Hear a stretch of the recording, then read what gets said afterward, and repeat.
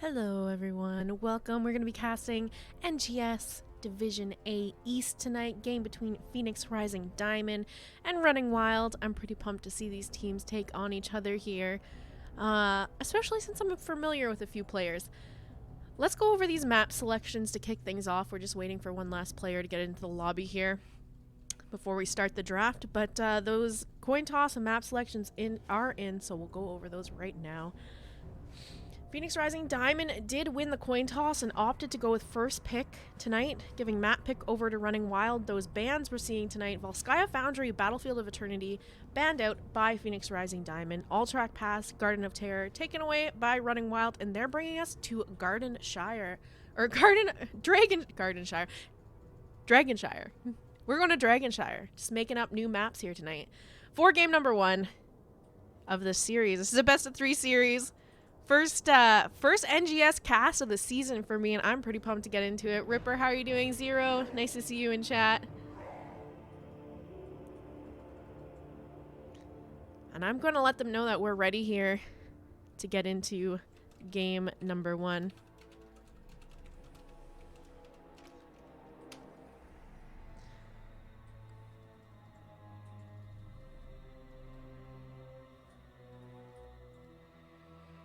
A little banter going back and forth in the chat right now while we're waiting.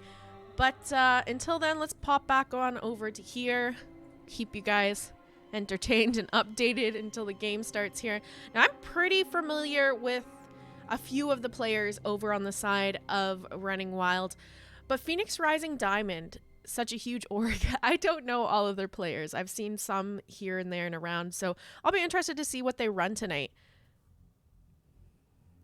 We are looking for those readies in chat right now. Looks like Running Wild is maybe gonna have a wild night already. But they're ready to go.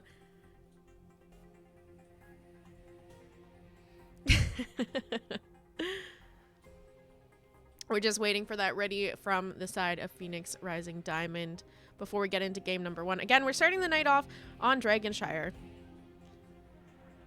This is not one of my favorite maps, but it is kind of fun to watch when you're casting to see that top lane matchup. So you do have to kind of win that lane to actually secure that top shrine to channel Dragon. So it's always interesting to see how the top lane plays out. Hey Bridge, how are you doing? If teams are going to opt to kind of try to draft something and get something to counter the other team in the lane, or maybe they're going to go for something that can rotate up for quick ganks up there.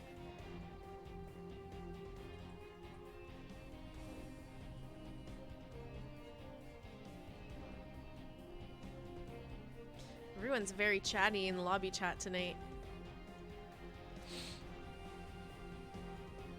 But we're still just waiting on that ready from Phoenix Rising before we start the matchup.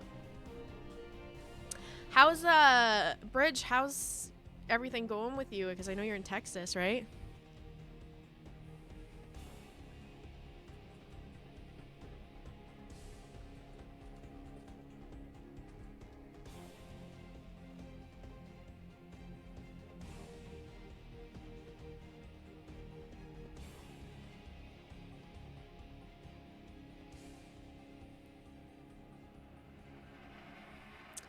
I'm interested to see. I kind of have been peeking in on Running Wild's scrims, and they've had some coaching sessions and stuff, but I don't exactly know who's playing what roles off the top of my head, and I think there's been some changes from last season for them as well in terms of roster and roles, so I'm interested to see who's going to be picking up what. It's crazy, but fortunately you have power and water. Oh, that's good. I was on Twitter like right before I started upstream, and there was people talking about their elderly neighbors just like packing up and leaving because it's so cold. They were scared that they were literally going to die from the cold. It's been going in and out for the past 5 days, but it's stable now.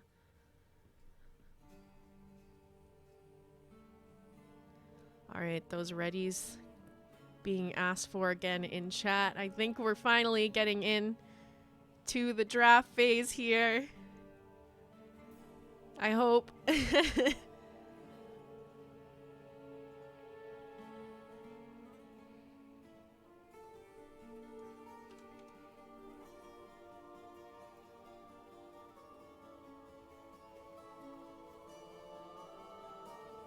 All right, it looks like readies are out for both sides, so hopefully this draft will be starting up. There we go.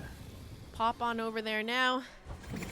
Let's see what these teams have in mind for winning strategies on Dragonshire. Those who don't have power has gotten below freezing in their houses. Yeah, that's insane.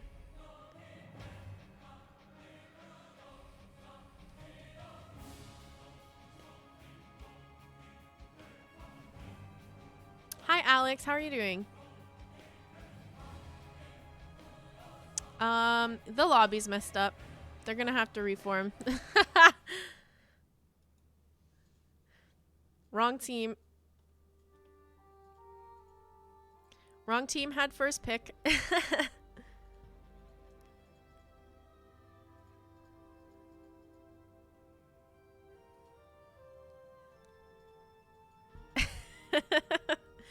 They're all joking in the chat here.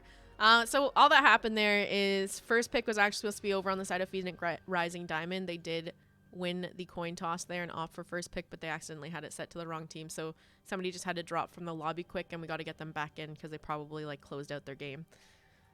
But we'll be back into it in a second because the teams are ready to go. They just need to fix the lobby setting, and we'll be on our way. I'm doing great, Alex. Thanks for asking.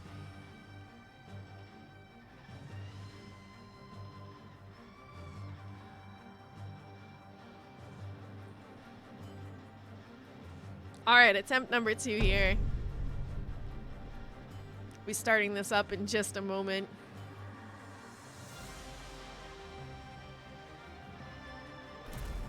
Dragonshire.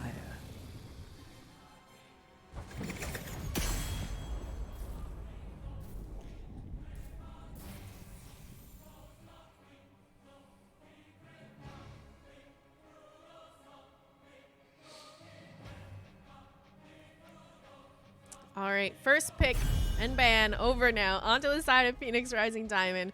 And I wonder if these teams have already started doing their homework or not yet. Because I did catch a little bit of conversation in the coin toss there. And Karu seemed to be pretty familiar with Phoenix Rising's Diamond performance in Heroes Lounge right now. So I think there might have been some little scouting going on between the two teams. To kick off the draft, we are going to see Cassia being banned out by Phoenix Rising Diamond, Running Wild taking away Stukov.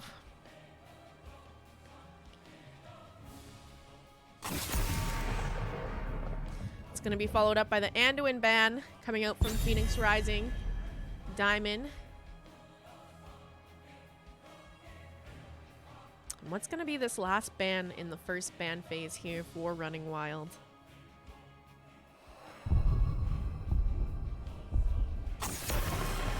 Tychus.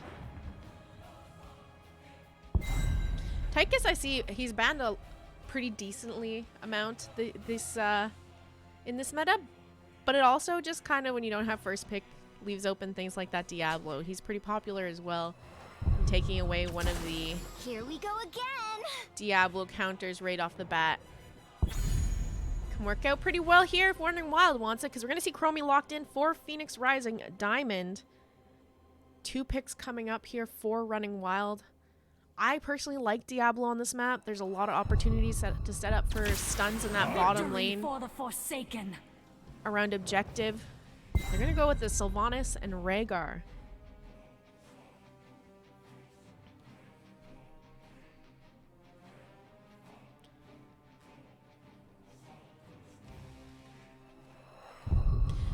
Sylvanas can be decent here. She can shut down that fort and towers and help get a little bit more pressure with the dragon. Especially early game dragons, they get shredded pretty quickly, so maybe just having those black arrows to shut down structures help them get a little bit of an early game lead if they can manage to secure that dragon. But over on the side of Phoenix Rising Diamond, Rexar getting picked up as well as Deckard. Rexar, pretty highly contested pick for Dragonshire here. Made it through the draft phase. More priority bans in the draft phase than Rexar for these teams here. But it'll be a interesting matchup in the top lane for sure. We're going to see that Diablo ban now coming out from the side of Running Wild. So that's taken off the table here. And I'm interested to see... they obviously didn't want to play Diablo because they have the pick after the ban phase goes through. And they still need a tank, and they're target banning tanks. So I'm interested to see what they are going to be picking up, if not Diablo. And there's the Muradin band coming out here as well. For the Horde! Alright, it's going to be the Joanna.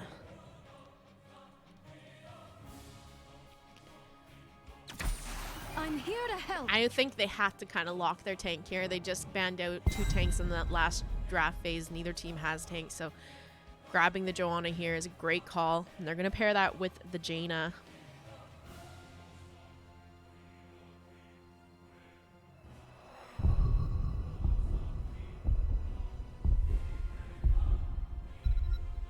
I think if they wanted to, Our world Anytime you're ready.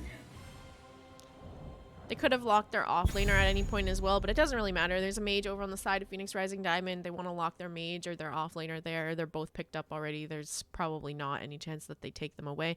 But May and Raynor getting locked in now to finish off the draft over on the side of Phoenix Rising Diamond. I'm interested to see if Raynor's going to opt to go Ace in the Hole over Exterminator. There's a decent amount of camps to take here. But potentially just with the slows that May provides and however Chromie's building, we could see an Ace in the Hole pick up instead. Even Decker provides some slows and roots as well, which could help just get a little bit more damage pumping out of Raynor. To round out the draft of Running Wild, it's going to be a Sonya. And here we are, ready to get into game number 1 of this best of 3 series.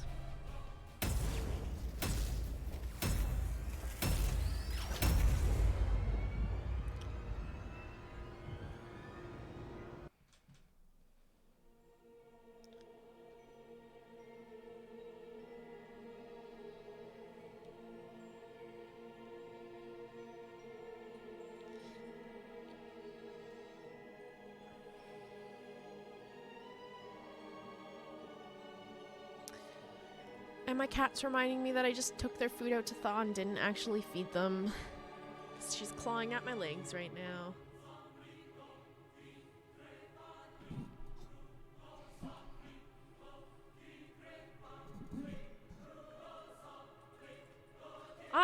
I think Sonya can win it, but it might come down to a skill matchup. I've seen Sonya's go full W build and manage just to position properly so that their smashes are hitting Rexar in the back and then leaping onto the Rexar once they've done enough damage.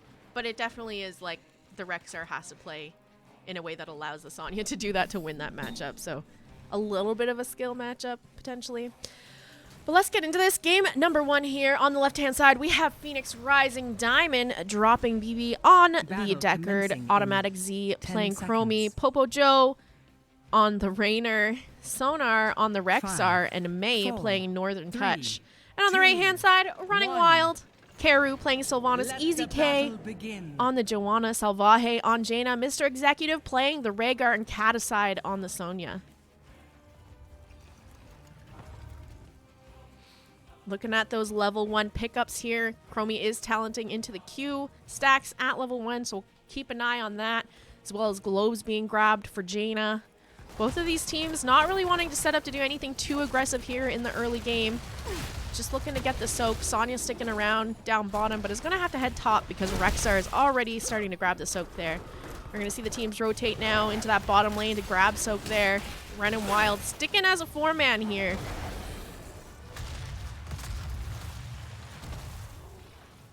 Chromie already at 4 stacks off that level 1 questing talent there.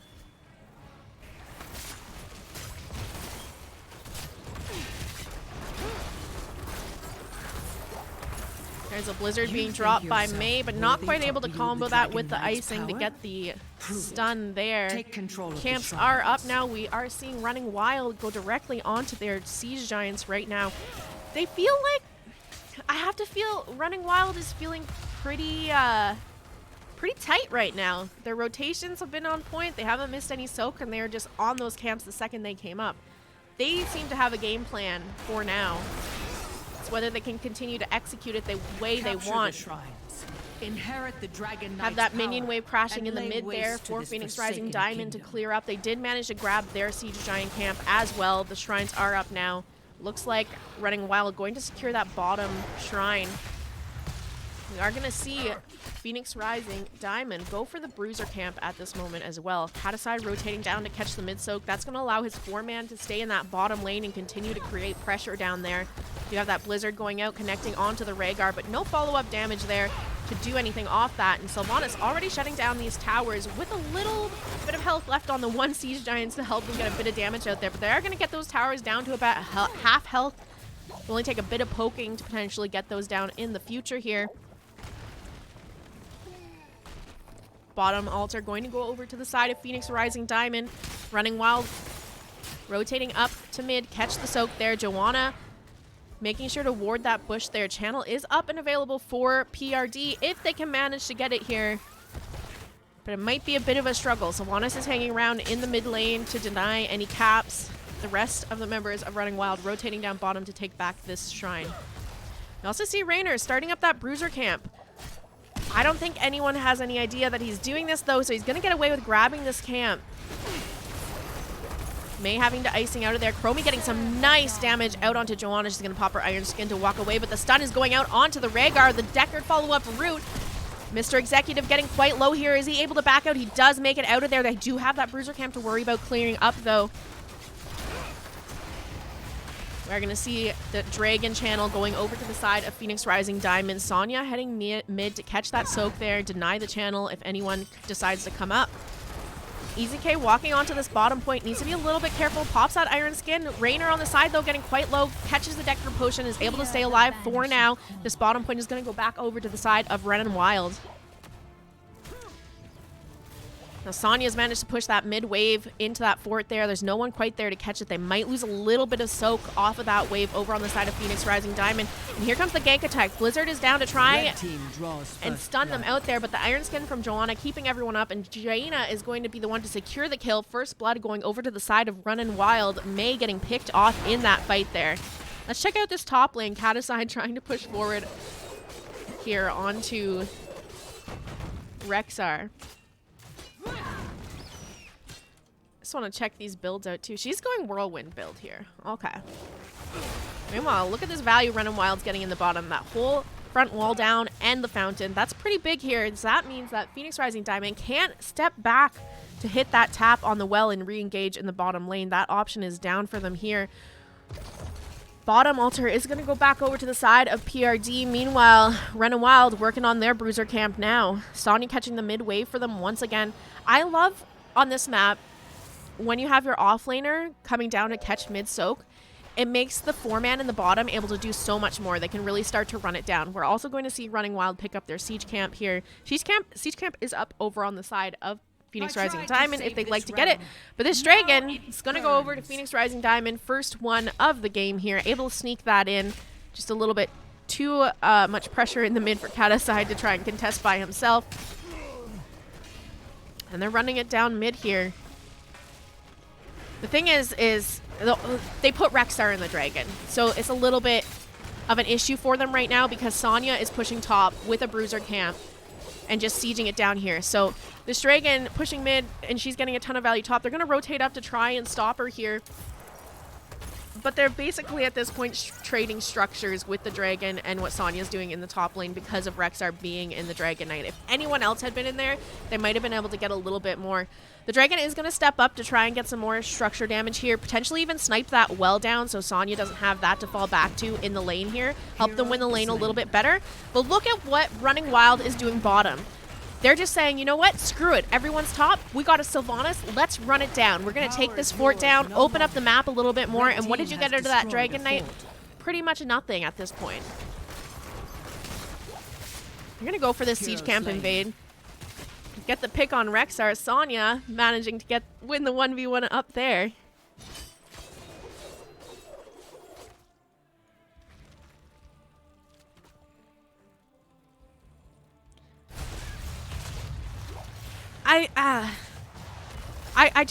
I wish that Phoenix Rising Diamond had put anyone else in that Dragon. That Dragon could have sieged mid. You could have had 3 people in the bottom defending, and Rexxar could have cleared up that lane.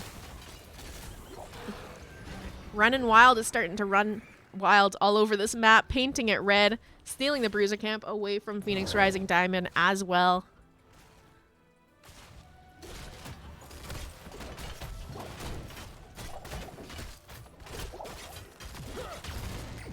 We're going to see Phoenix Rising Diamond look to clear that up now. Sonya still hanging around in that top lane, looking to catch mid-soak while she can. That bottom Bruiser camp is up. And look at Random Wild getting right on top of these camps. I have to say, Random Wild's feeling a little different from the games I watched last season. I know that they've been putting a lot of work into, you know, coaching and scrims and trying to get a team together that can actually perform well. And it's already looking like it's starting to pay off. You'd rather see mind control because no cleanse?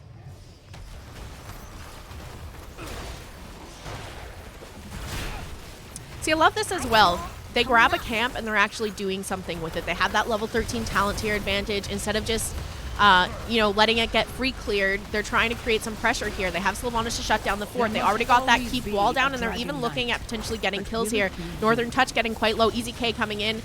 Getting poked down by the Rainer at the side here, was able to drink enough potions to get himself back into this fight here. They're going to back off, but that's some pretty good value there. The entire keep wall down over on the side of Phoenix Rising. Siege Giants are up here. We are going to see Mr. Executive and Karu go over to start those now. Jaina capping the point. Needs to be a little bit careful. They are down a couple members here, even though they have that talent tier advantage. Want to watch out for that rotation. But for now, it looks like PRD is going to go up to that dragon to deny the channel over to Running Wild. There's the slow drop by Chromie there, slowing stands. Easy K getting stuck in there. Gonna pop that Iron Skin on Joanna. Cataside coming in on the flank here, getting some damage onto the Rainer. We're gonna throw out some smashes here. Easy K needs to be a little bit careful. Doesn't have that Iron Skin up anymore. And there's the Ice Wall coming out, catching 3 members of of Running Wild. The Misha stun to follow it up. Unstoppable going out onto Easy K there. Salvaje caught a little bit out of position, but is going to be able to walk away. Running Wild coming out on top there with the kill on Mei. What a great time to pick off Mei as well. She dropped that Ice Wall and didn't have time to follow it up with a Blizzard underneath the targets that she had captured in it. She had stayed alive to drop the Blizzard on top of it with the Rexar stun to follow that all up. A couple more seconds of CC might have turned the fight more in Phoenix Rising Diamond's favor here. So great pick at a great time there. Phoenix Rising Diamond needing to defend this Dragon Knight now. Dragon Knight sieging down that mid fort here. I almost wouldn't mind seeing them potentially try to go bottom and get the keep down there. They're about to have level 16s online, the talent tier advantage there. And the keep wall is already down, so you can go straight onto the keep. Do have that 16 talent tier up now for the side of Running Wild. Not surprised to see the Jaina build here. I know that Salvaje likes to go Blizzard at 13 and 16. That's the talent pickup. Karu getting a little bit caught in that slowing sands. Taking a bit of damage from the Chromie, but Rhaegar around to heal her up. Looks like they just don't have the health to kind of push onto this or the time left on the Dragon Knight, but they're going to sit in this bush, potentially look for a bush gank. Rhaegar just hovering a little bit behind. However, look at Sonya. They were eyeing the Sonya. The entire team rotating up there, starting the Bruiser camp now. Easy K on his way in there, though. They know what's going on, and they're not going to let this camp just go over to Phoenix Rising Diamond for free. No. They're going for another invade here, creating more pressure on the map for Phoenix Rising Diamond to deal with. They're also going to eye this top fort and take that down while they're here. Red team has destroyed a fort. Now, Phoenix Rising Diamond just kind of needs to sit back, catch the soap while they can, look to get on equal talent tier with Running Wild, and then try to take their fight. Right now, this map, a little bit difficult for them to play. Having no forts left means they don't really have a safety zone to fall back to when they go to cap these shrine points. They also don't have fountains to kind of contest them either. So they just got to look for that golden opportunity where you have a window where you'll be on the same talent tier as Running Wild and try to get that fight in there. and then get some pressure and structures in your favor on the map here. Do have Mei kind of posturing a bit forward here, but level 16s are online. They could look for this fight now. However, it's going to be a 5v4 if they take it right now, as Sonya has rotated down here to help out and make use of it. This is a lot of pressure in Phoenix Rising Diamond's lanes as well. A bruiser camp and a siege camp in that bottom lane. The top lane has a bruiser camp pushing it down as well.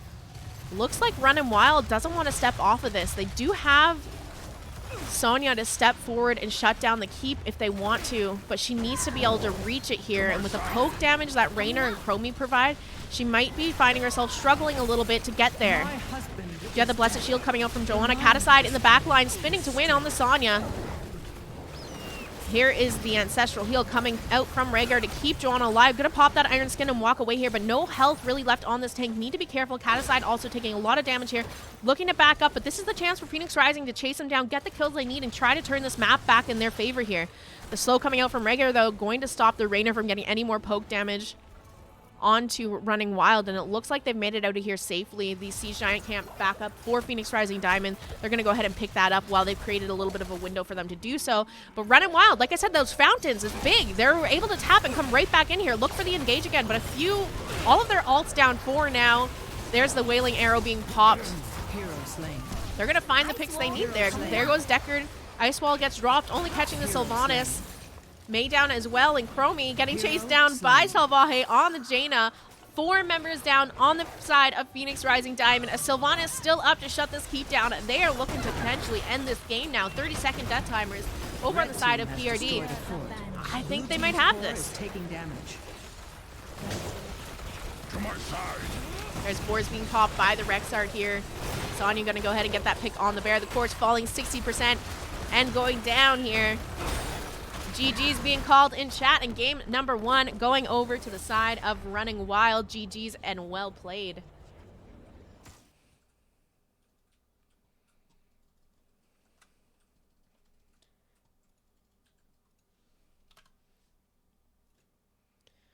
Very, very clean game from Running Wild. 0 deaths over on their side here. I mean, totally different team than what we saw last season of NGS. Their rotations were tight. Their positioning was great. Their macro was great. They were on top of camps at every point that they could be. I mean, PRD didn't play horribly either. In the early game, they were on top of their camps as well. They managed to get in their bruiser camp and sneak in the bottom bruiser camp.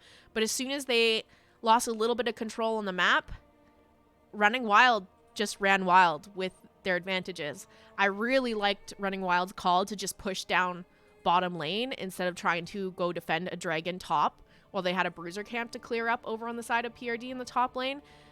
They just managed to take a disadvantage of losing the Dragon Knight and turn it into an advantage for their team, and that's exactly what you kind of need to do when you're losing these objectives, so it was great to see. Hi Velk, how are you? Let's take a look at these talents here. I don't see a lot of Chromies take, once again, the first time at level 1. Usually see them take the reveal that gives spell power, I think it is. Or, like, maybe some people still like to take Dragon's Breath. So that was an interesting pickup, but I'm not a Chromie expert in any way, shape, or form. I think there's some Chromie players in chat, though. If you want to tell me why Q build was the way to go here, maybe it wasn't. Raynor did pick up Exterminator. We kind of talked a little bit about that in before we got into the game there. So wondering whether he would pick up Ace in the Hole here, because there's so many slows and stuff to pair it with between Deckard, Chromie, and Mei. And stuns on the Rexar as well, and slows on the boars. I think it would have actually done fairly well to pick up Ace in the Hole. Maybe a little bit more. Whether it would have made a difference, hard to say, but it wouldn't have been a terrible pickup. I wouldn't have blamed him for taking Ace in the Hole here with his team comp.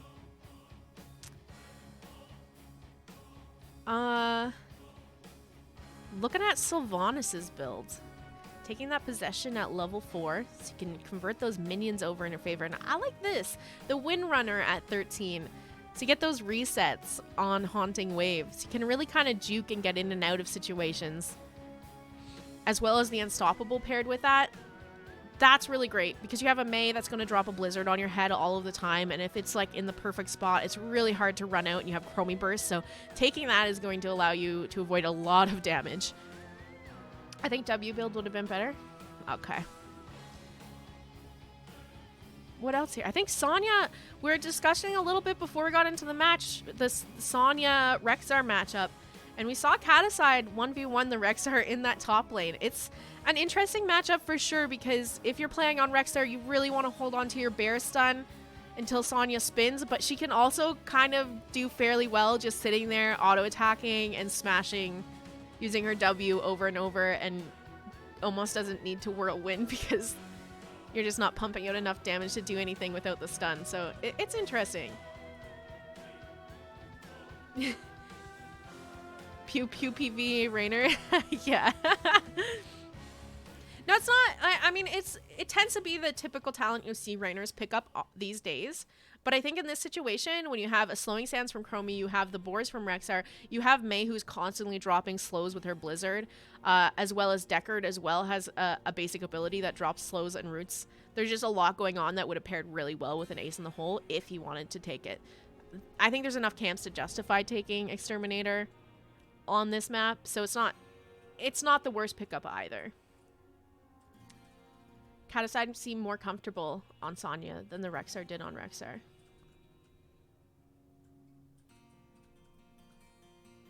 Unstoppable 40% movement speed, but yeah.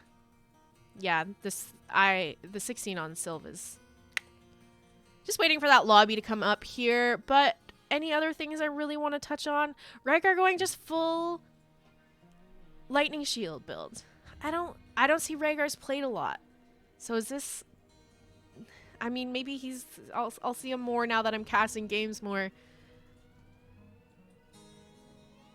But yeah, I don't hate it.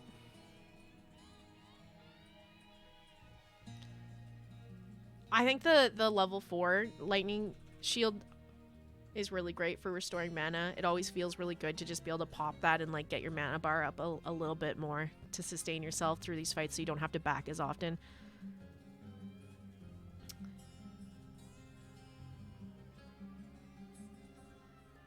I think Ace in the Hole would have gotten more value in general. I think it helped him out really, really early in the game because he was able to go take that top bruiser camp pretty quickly and then rotate down, and he did that bottom bruiser camp by himself as well really early in the game. But the thing is it's great that they got those camps, but when everything kind of started going more in Running Wild's favor and they were getting the advantage, he almost didn't get any value out of taking it because he couldn't even do any camps at that point. Running Wild was just taking them all. Chromie's inconsistent, Raynor is weak. No, I don't know about that. Have I missed a lobby link? I think that there's a lobby up and I just haven't seen it. So let's pop back on over to here and I'm gonna look for this lobby.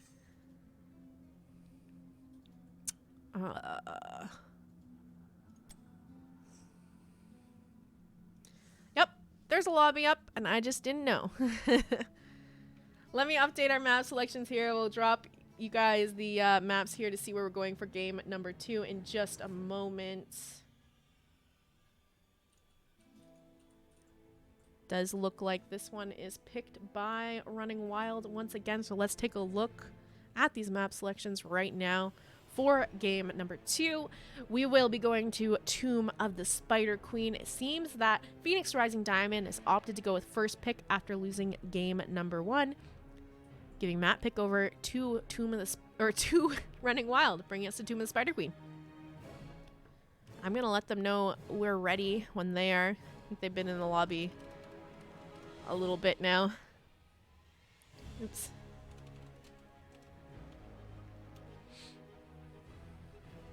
I'm not host.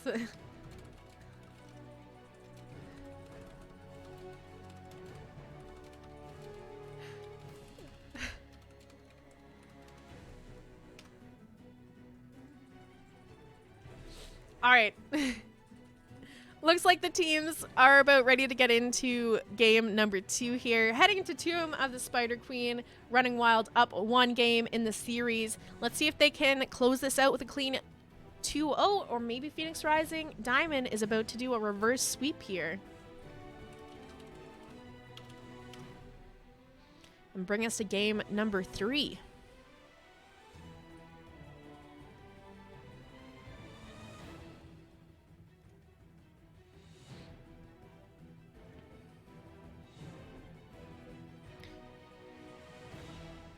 We're just waiting on those readies. Meanwhile, I'm just going to get a drink of water. Try not to miss too much a draft. Of the Spider Queen.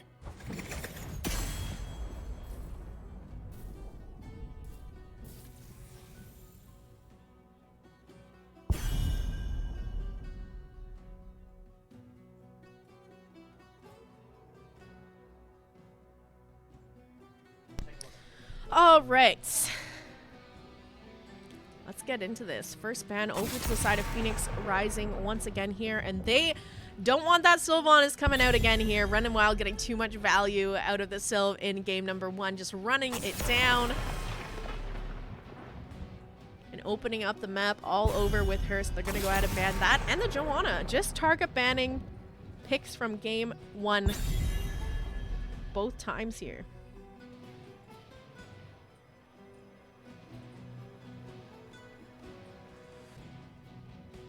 Over on the side of Running Wild, the Stukov being banned out, and we're waiting on that last ban right now.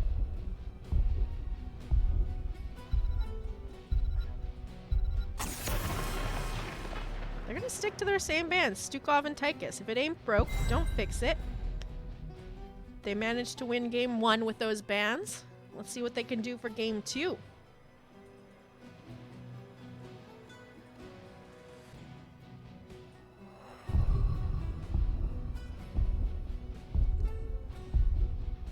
Oh my goodness, sorry.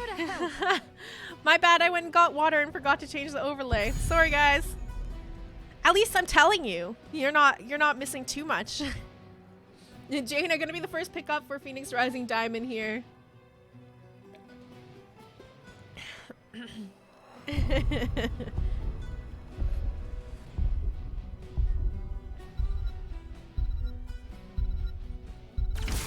I will fight to my last breath.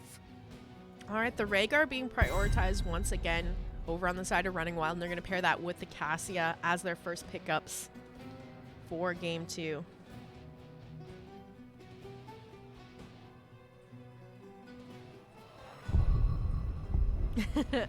I'm sorry, guys.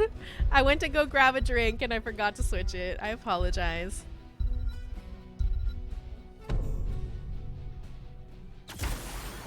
Bring the mega Alright, death. ETC and Lunara getting locked in here for PRD.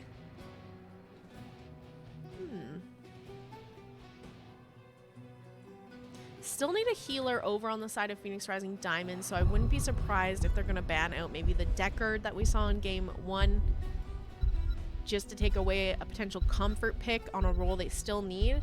They also need an offlaner. Last game they took Rexar. They're going to ban out the Deathwing, so maybe they know something I don't. Aw, thanks, Valk. The descriptions are great, though. Thanks, Jordo. How are you guys doing tonight? There's been some new people funneling in here as the night goes on. I hope you guys are doing well. Valk, Jordo. Mid lane.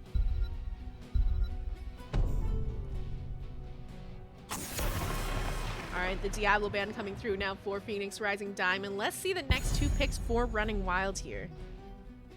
Where are they going to be running with this draft?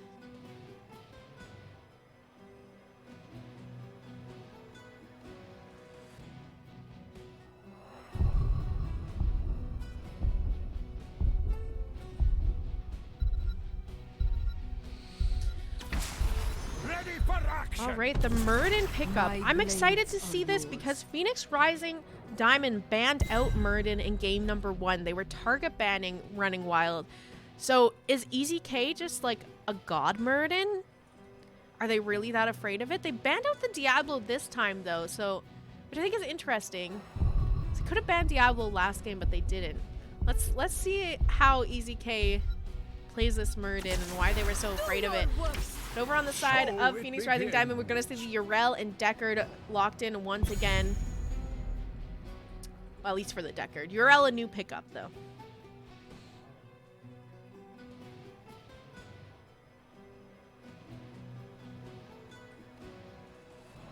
Caticide sticking with that Sonya. I'm interested to see what other heroes Mr. Executive and Caticide play, because I'm not super familiar with their hero pools. We're going to see Raynor getting picked up by Salvaje. The nice thing about the early pickup on Jaina over on the side of Phoenix Rising Diamond, it was a denial to Running Wild as well. We saw Salvaje on Jaina game number 1. So it was a great thing for them to lock in early in their draft here. Auras above, thanks for the follow. I appreciate it.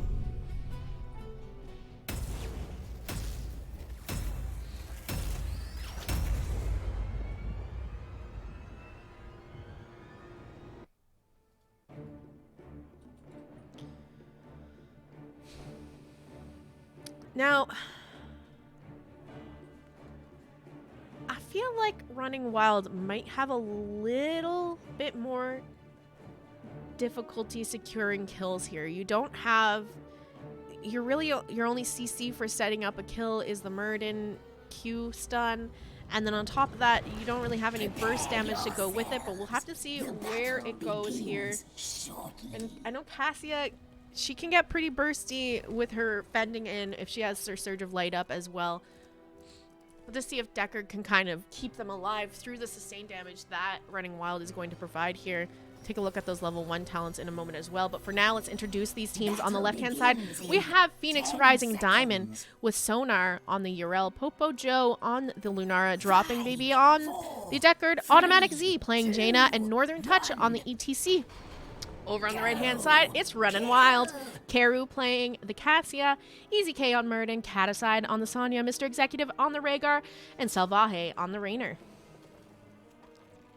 Cassia damage is the only damage you need.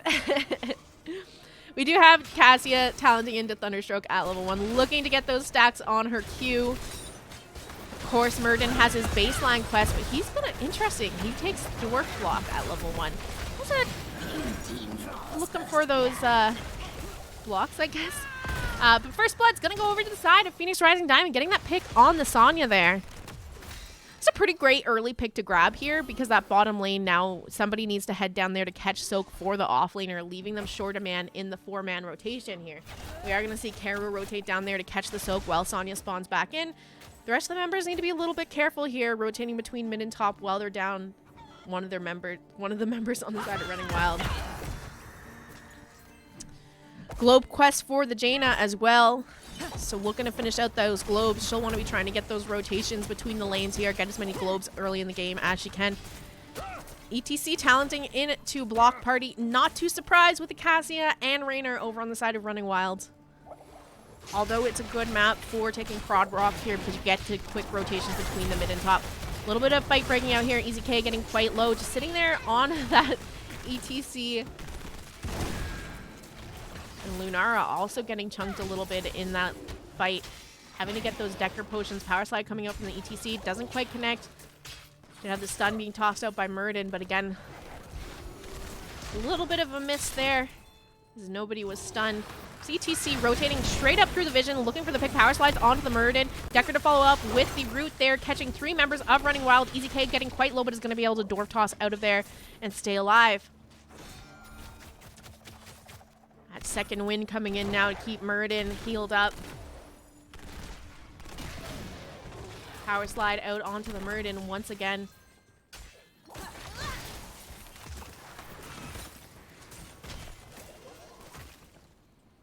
Level 4 is online now. Let's see what the Lunara took here, and it is going to be Nature's Culling. There's a little bit more wave clear out now for the side of Phoenix Rising Diamond. They're not solely relying on Blizzard, which is also their kill potential.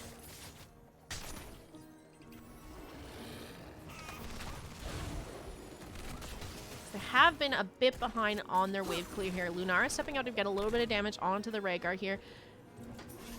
In terms of those gems, though, pretty even. We already have 9 gems. Easy K getting quite chunked there, able to dwarf toss out of there. Decker Root not connecting. Stun going out onto Lunara here, but no damage to follow around or follow that up. And they're going to rotate top, try to get some soak here. Cassia hanging around in the mid to catch the soak. That's going to crash there. Hey, retired hero. How are you doing? Power slide going out onto the Murden there. Easy K getting interrupted. I think they interrupted that dwarf toss out of there, so he's stuck. He is going to get down. Kill number 2 going over to the side of Phoenix Rising Diamond. Slight XP lead for them here, but nothing that Running Wild can't make up. I'm surprised with these teams and how we saw them play game number 1 and the macro they were doing that we haven't seen one of the members try to sneak down to grab that bottom siege camp. Turn-in is up and available for both teams here. Phoenix Rising Diamond looking to turn in 41 of the 50 gems in right now. Sonya holding 20, or sorry, Urel holding 20 herself. Rotation onto Caticide. It's going to be able to walk away. A Bruiser camp getting picked up here by Running Wild, looking to create a little bit more space, potentially to kind of keep an eye on those turn-ins, but turn-in does go over to the side of Phoenix Rising Diamond. And look at Lunara on this bottom siege camp. Caticide knows what's up. It might be a little bit bait for him to be going in here, though, because there's a rotation coming out from Phoenix Rising Diamond. There's potential of him getting caught here. He's going to go ahead and spin to get out of that slow there. Yeah, he did talent into the whirlwind at 4 there. He's going to survive for now, but a bit more pressure in that bottom lane to deal with.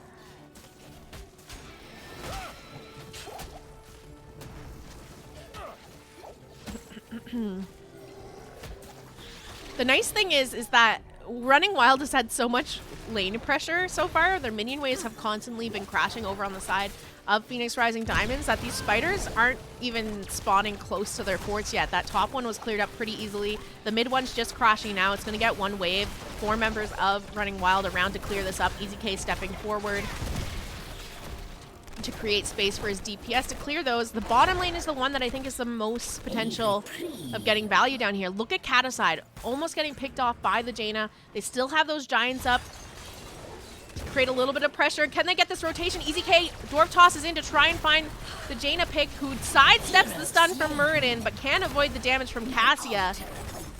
Cleanse going out onto Karu to avoid the Decker route there, and they get the pick onto Jaina, and everyone makes it out safe here. Turn in up and available now for the side of Runnin' Wild. Still a little bit of an XP advantage over on the side of Phoenix Rising Diamond. Let's see if they can make it up with a turn in here. Phoenix Rising Diamond doesn't want to let this turn in for free. Big stun going out onto Lunar, and the pick. Raynor securing that kill onto Lunar. She's going to fall. The turn-in channels are happening. Easy K around to try and just zone for his teammates as they get their first turn-in as in the game, and maybe even another pick if they can find it, but ETC able to back out here.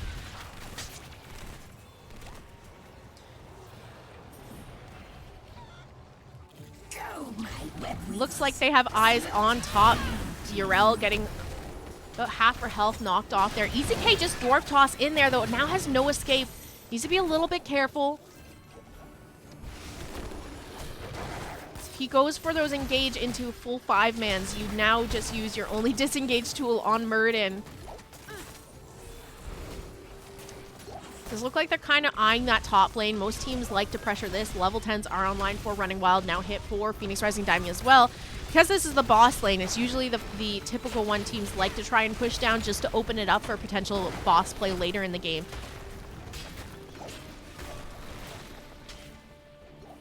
Mid fort wall is going to go down. Half the health left on this fighter here. Blizzard getting dropped onto it. It's going to fall as well, so no forts going down quite yet in this game, but level 10's online. Let's quickly go over those. Raynor, we already saw him pop Hyperion. It's going to be Valkyrie from the Cassia. Avatar from Muradin. Leap coming out from the Sonya, and Ancestral Heal from the Rhaegar. Over on the side of Phoenix Rising Diamond, Deckard Cain talenting into Stay a While and Listen. We have another turn-in for Running Wild here as well, trying to get those gems in before the camp, but here's Northern Touch to stall out the Muradin, who has the gems for turn-in here. Those rest of those ults there, Jaina taking Water Elemental, Leaping Strikes from the Lunara, Ardent Defender from Urel, and Mosh from the ETC. Easy K getting quite chunked here, is able to Dwarf Toss out of there, the Ancestral Heal coming through, and able to get off his Avatar, Cataside leaping in to kind of help peel here. So quite a few ults down over on the side of Running Wild as they set up to defend this Bruiser camp. Still looking for turn-in. There's another Dwarf toss in. He might pay for it this time. Power Slide going out. The Decker Root on top of that. The Cleanse coming out onto EZK. Ooh.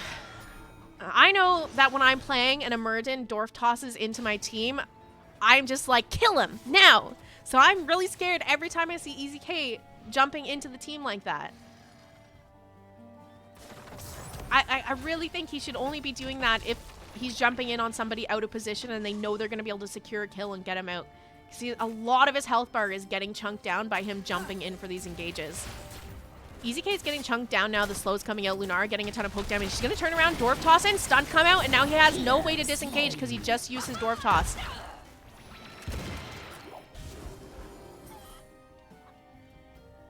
Thought he could get the pick on that Lunara, who's a little bit out of position, but the team was around to follow up if she got in trouble there. Almost kind of baited the Muradin into jumping into Lunara for the kill there. And turn-in is actually going to go over to the side of Phoenix Rising Diamond. Hi, Shy. How are you? The Red Weavers come. Run, Red Team. All right, bottom lane getting sieged in. If you can cast and still keep an eye on chat, that takes skill. It's really hard to actually keep an eye on chat. I'm really bad about it. Like, I didn't even read this message till like 5 minutes after you sent it, so. EZK getting a little bit chunked here. Cataside going in to try and help heal him. Get a little bit of damage, but that's healed up pretty easily here by the Decker.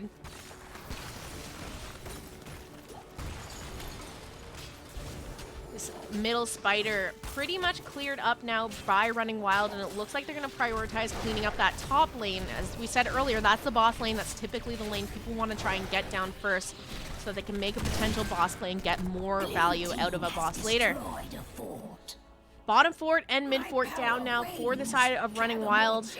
Looks like there's a rotation to this top fort now. Maybe try to secure this up while mid and bottom get cleared here.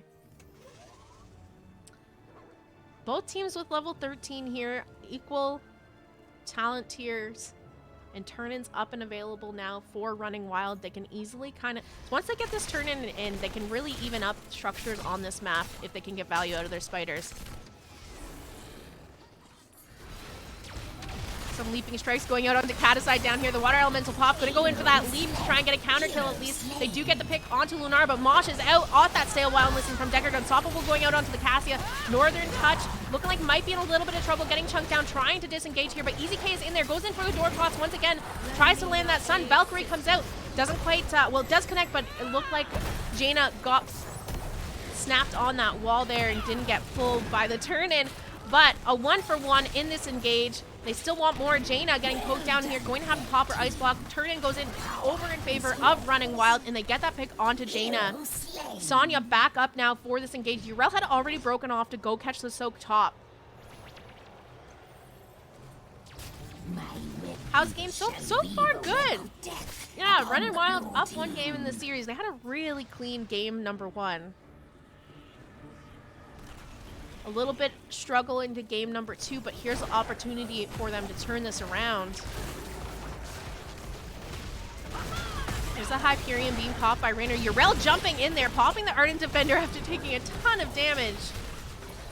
This spider in the top lane, though, not much health left on this, and I can't help but feel, just with the Muradin, they just can't push forward without feeling like they're too at risk here. They're still eyeing this top fort. So they need to clear up the spiders in mid and bottom so they can stick around in top, get this fort down while Phoenix Rising Diamond deals with pressure elsewhere. They're also going to manage to secure this mid fort as well. They're scaling. We do have Thunderstroke at 1. He's currently sitting on 50 stacks on that quest. The Web Weavers fall. See. Yrel might be in a bit of trouble here. No Ardent Defender this time. Valkyrie comes out, it connects, and Caro getting the kill here. Rhaegar to get the last hit technically, but Caro helping to secure that kill with the Valkyrie. Urel goes down. Lunara is also going to fall. Tries to step in to see what she could do. And not much. Ends up falling as well. Jaina trying to take this bruiser camp. I'm not going to be surprised if Running Wild runs at this bruiser camp right now. They can go for the invade. 2 members down over on the side of Phoenix Rising Diamond, but they need to do it now. Looks like instead they're going to go for the boss, which is just as great. 20 seconds here until the rest of the members of Phoenix Rising Diamond are up to contest. They have a Rainer with Exterminator, Cassia, who can also help burn this down pretty quickly, and Sonya as well even does some pretty decent damage on this boss. Even Rhaegar taking on the Storm Shield. They'll have no trouble getting this boss out before the remaining members of Phoenix Rising Diamond spawn in, and they only need 1 gem for turn-in, so they can do a boss turn-in right now if they want it. ETC looking to get caught out of position here. Power sliding out. Slow comes out from Rhaegar. Here's the poke damage. Mr. Executive, Salvaje, and Karu trying to chase him down, but he is out of there. Valkyrie connects, but it stays on the wall again there. That didn't look like that should have happened that way. So I'd be a little tilted if I was Cassia right now. Not gonna lie.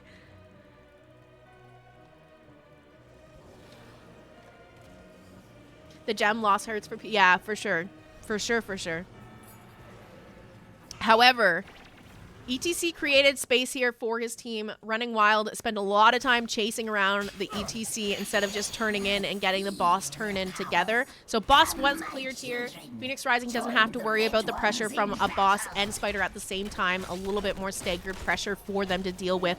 This bruiser camp over on the side of Running Wild is going to be picked up with these spiders. So instead of just creating pressure in the mid, or in the top, they're creating it in the mid with this bruiser camp. Hey.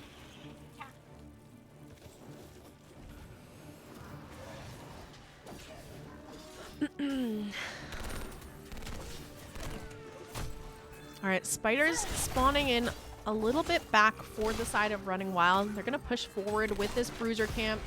Phoenix Rising Diamond looking to position to defend this here. Equal talent tiers. Everybody up on both sides and all ultimates up as well. Let's see what the teams can do with this. We're going to have a good defense out from PRD. So there's going to be some good value gained by Running Wild. Has destroyed a fort. Excuse me, I just hiccuped in the middle of that sentence. Alright, this mid spider is going to go down. There goes a stun out onto Urel. No damage to follow that up. She's going to be fine. A few members rotating up to clear up that top spider here. And we're going to see Running Wild rotate into the bottom lane. Try to get some pressure there. They do manage to get down this wall. See if they can get much more. But Lunar is on the way down. We have the water elemental pop by Jaina. The root coming out onto EZK. The spider closes. It does look like they managed to get all of the keep walls here. Power slide going out onto the Muradin though. You have the leap to follow that up. Dropping Vivi getting quite low. The spin on Sonya. He's just in the back line here. Stay a while and listen comes out to try and heal for the team here. Northern Touch is going to be the one to go down there. ETC getting picked off. Rhaegar getting that last hit in there to secure the kill. See if Running Wild still wants to stick around and try to secure a keep while they're here. They just use a lot of resources for a kill onto one person. See Cataside stepping up here to get some damage onto this fort. Thing is Deckard has big potions now, so it's getting a little dangerous. There's the fend from Cassia. Leaping Strikes coming out from the Lunar. Karu tanking tower shots here. Able to back up for now through the heals that Mr. Executive was providing there. It's hard to, you know, both teams getting low there. When Deckard has those giant potions and you have a Rhaegar on your team, a little bit more difficult to kind of keep your health bars up in comparison.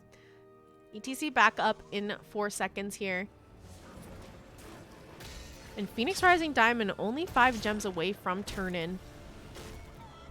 Level 20s coming online shortly here for both teams. Running Wild will likely hit it first, but I don't think it'll be early enough for them to try and force a fight up level 20.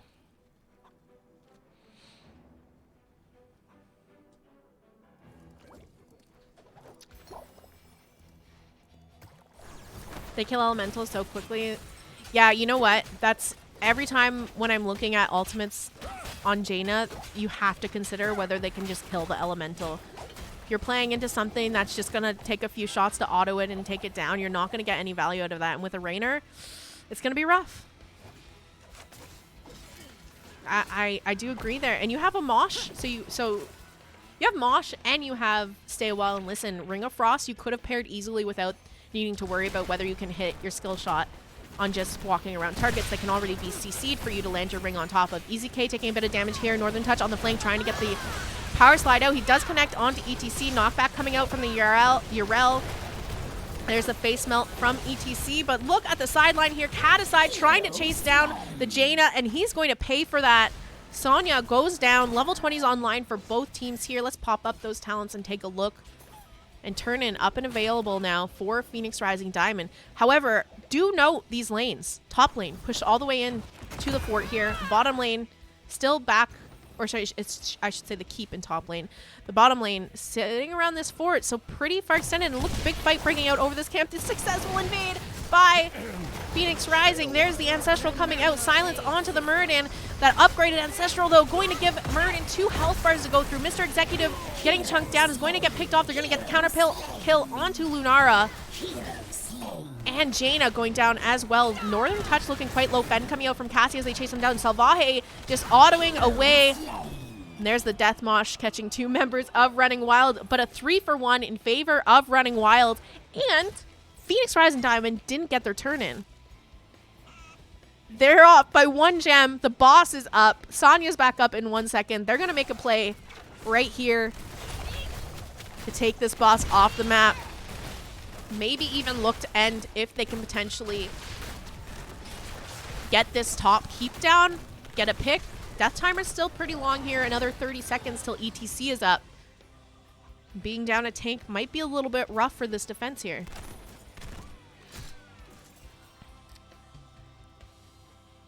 It's like Caticide has an idea of Urel's down here looking to maybe try and sneak a turn in. Alright, Urel's going to get that turn in, but here's the thing. This turn in for Phoenix Rising Diamond is almost like a... They're not going to get much off of it. They have a boss to defend, so they're not going to be pushed with it. There's a Valkyrie being popped by Cassia. Muradin getting popped there, going to fall quite quickly. They still have to worry about a boss getting onto their core here as they continue the chase here. Popo looking like he still wants more. The rest of the team backing off, though. Going to defend that boss turn in. And this is what I mean. They have a boss pushing top keep. So, yes, they stopped the game from ending. But they're not going to get as much value out of this turn in because they had to force the turn in to avoid losing here. The bottom spider is going to crash, so they might be able to find something down there for their team. Muradin is not back up for another 26 seconds. They could look for a win here if they could get a pick or two. Caticide getting jumped on by Urel. A bunch of damage coming out from the Lunara. They really need to watch their positioning over on the side of Running Wild here. Because if Phoenix Rising Diamond can find the picks, they're going to go straight to core after this keep. Northern Touch taking a bit of damage there. The core damage focusing him. He's backed up, waiting for those big potions to come out so they can look for a re-engage potentially.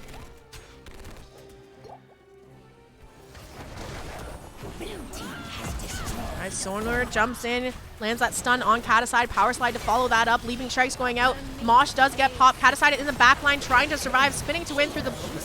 But the Stay a While comes out. The Death Mosh comes out as well. A 1-for-1 so far in this fight. Karu on the side trying to survive here. Popo Joe chasing her down as well. Turns around for that fend. That poison damage, though, looks like she's going to be the next one to fall in this engage. A 2-for-1 in favor of Phoenix Rising Diamond, but those health bars looking quite low. Lunara getting chunked down by Salvaje. Sonar stepping in to try and zone for the team. Pops the Ardent Defender now. Turns around looking to get some damage, but no one's fallen for it. And there's the ultimate coming out from Rhaegar, giving himself 2 health bars. Looking to turn around back onto that Sonar and get the pick, but Urel is able to jump on out of there. The Lunara looking like she might be in a bit of trouble. Dwarf Toss coming out from the Muradin. Potions connecting on. Salvaje and Mr. Executive too low to really follow up with this, though. Sonar goes in, gets the double kill onto Raynor and Rhaegar. He falls for it. Easy K, left alone here, is going to get picked off as well. All 5 members down on Running Wild. Let's see what Phoenix Rising Diamond can do with this. It's going to be pretty hard for them to end without someone to tank the core here. They do have big potions for Deckard. I don't know if that's going to be enough, though. They need to be careful not to get picked off themselves here. Because if they die right now under core, there's a leap going out, but it doesn't quite connect. Dropping Baby trying to get himself potions to stay alive. Leaping strikes coming out onto the Sonya. Kata side looking like it might be in a bit of trouble. Stay a while, listen coming out from Deckard. The silence onto Sonya. There's the Valkyrie from Karu here trying to get them off this core. The shield is down. One Kata start chunking that down. This is going to be a little bit harder now that the Sonya has fallen. The rest of the members not up for another 5 to 10 seconds. Karu getting knocked out of position. This core is getting whittled down here. 40% and falling. It's looking like game number 2 is going to go over to the side of Phoenix Rising Diamond. GG's and well played. Whew. That Urel hammer though. That someone. Oh no. Hey Saxy, how are you? Oh hi Paradox.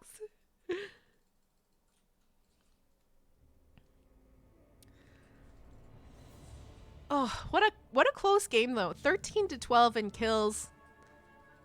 Very back and forth. You know, we saw structure advantage go over to the side of Phoenix Rising Diamond, and then Running Wild turned it right back around.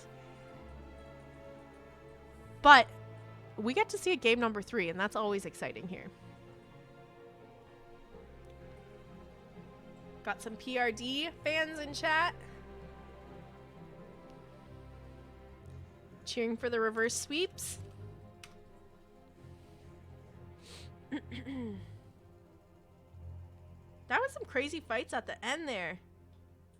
EZK is very aggressive on his Muradin. I'm not gonna lie, it scares me. I'm scared for him, but I'd probably also be scared if he was jumping at my face sometimes.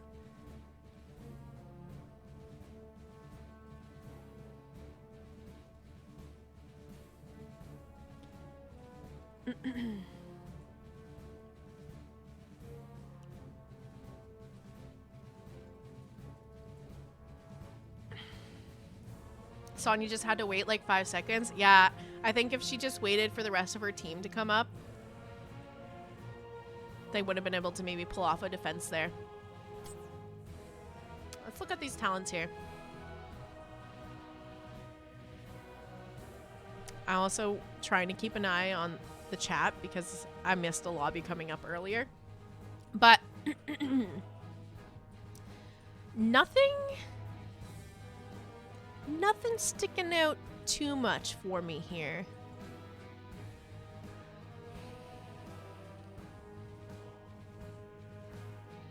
So we saw Jaina last match played by Salvaje. This time Phoenix Rising Diamond taking the Jaina. So a little bit of talent variation here. Taking the Icy Veins and the Numbing Blast here so you can root chilled targets. Which I kind of like, just having that extra lockdown on targets here. I think, you know, a couple things. I think there's just a few times Muradin is playing a little over-aggressive over on the side of Running Wild, going in with his Dwarf Toss and then having no disengage is a little scary. And he did pay for it a couple times in that game. Not sure how Raynor out-soaked Sonya. Exterminator.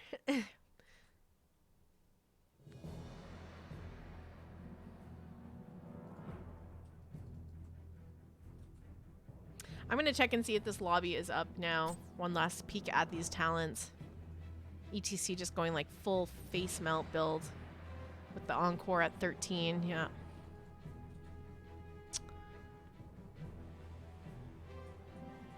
No, nothing is like too jumping out at me at like, oh, this is a weird thing I see people not ever take here. But let's check and see if this next lobby is up for game number 3. You know what lets you jump in and be safe? Rewind. Yeah. Yeah. You're right there. I like it too because you already don't have a ton of CC over on the side of Running Wild. So if you can, you know, jump in as Muradin, throw your Q onto a target, W them, rewind, throw your Q and W again onto a target, like that person's gonna die. Yeah, they had an offlaner. I mean, they have Sonya that she took leap, so a little bit more CC there added, but It wouldn't have been bad. Maybe he just thought he needed the extra armor to survive these fights.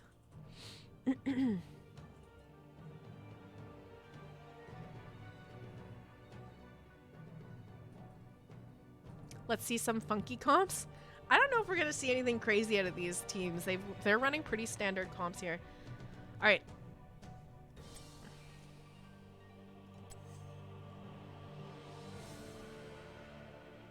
All right, doesn't look like there's a lobby up quite yet, so we're just chilling. Waiting for that to come up here. We'll see where we're going for game number 2. While we're waiting, though, for those of you that may be just tuning in, Jazzy solo cast better than most people duo casting. Hashtag back. Aw, you're too kind, Annalise. Thank you. How are you doing tonight? It's kind of the problem with E-Build Muradin. Your whole kit revolves around using your only escape as an engage. Yeah. Yep. Aw, thanks, Zero. You guys are too kind.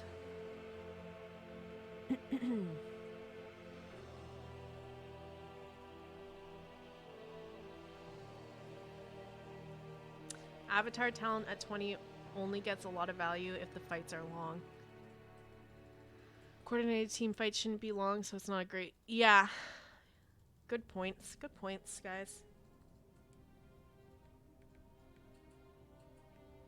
Alright, while we're waiting for that lobby to come up, I'm just going to update my notes, give my voice a little bit of a break. I am not at the level of some other casters out there that can solo cast and never have any, like, problems. Every time I solo cast a best of 3 series, if it goes to 3 games, I'm always like, oh, I just need to stop talking now for a few hours. My voice starts to hurt. So I'm just going to take a break here, update my notes on these teams while we're waiting for a lobby to come up. But I should update the score while I'm at it.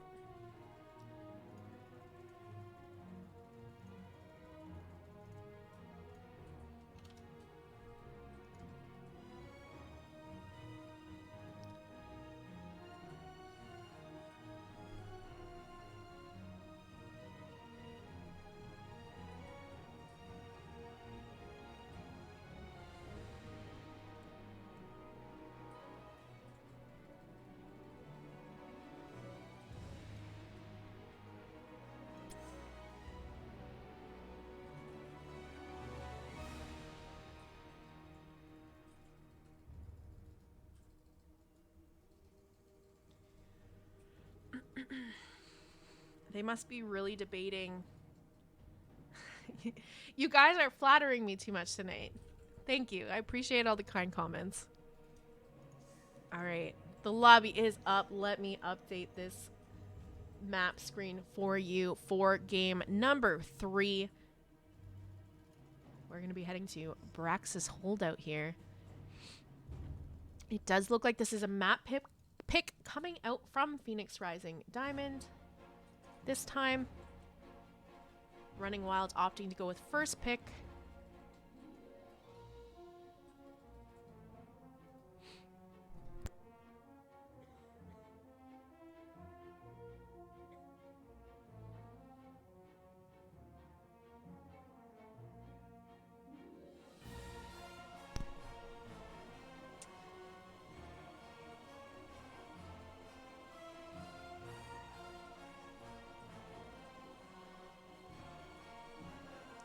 I'm still just trying to not overly talk too much.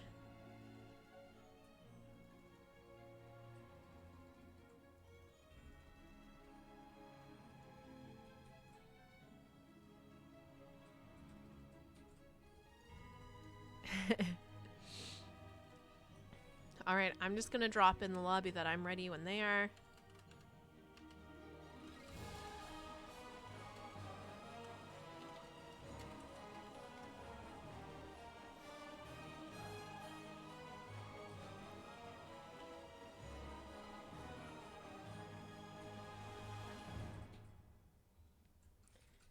Finish quickly updating my little notes here. I'm taking on the teams while we're waiting.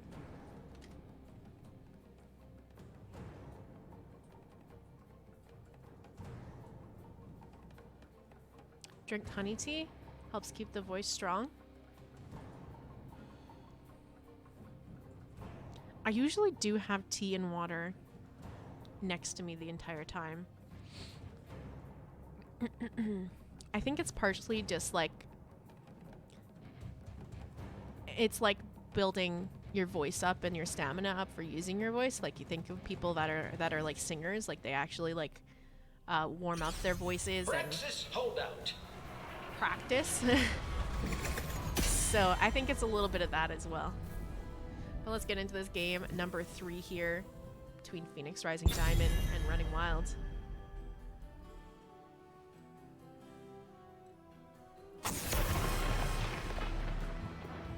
Stukov ban sticking around for game number 3. Running Wild taking that off the map. Or I should say out of the pool. Following that up with the Jaina ban here. This time, first pick over on the side of Running Wild. So if they don't ban Jaina, there's a chance that Salvaje would grab that up. Especially on a map like Braxis, where you want some decent wave clear for Zerg waves. Jaina provides that for sure. Sticking with the same bans again. Over on the side of Running Wild. Gonna take away the Tychus.